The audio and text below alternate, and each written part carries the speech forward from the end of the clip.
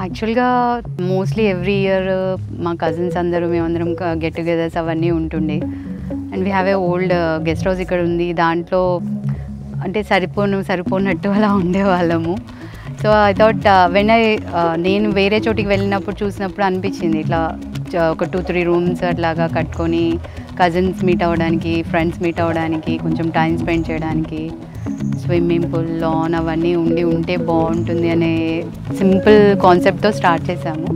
It has grown by it self. ఇప్పుడు maximum మనం large gatherings చేసుకోవచ్చు.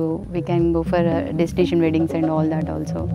లిటరల్గా చెప్పాలంటే ఒక విలేజ్ ఎన్వైర్న్మెంట్లో మనకు అందరూ ఫ్యామిలీ మెంబర్స్ అందరూ కలిసి అటు అబ్బాయి వాళ్ళ సైడ్ అటు అమ్మాయి వాళ్ళ సైడ్ మొత్తం క్లోజ్ టుగెదర్ అందరూ ఉండి ఇంతకుముందు ఊళ్ళలో ఎలా చేసుకునే వాళ్ళు అలా చేసుకుంటే బాగుంటుంది అనే కాన్సెప్ట్తో ఈ ఎకో విలేజ్ స్టార్ట్ చేయడం అయింది.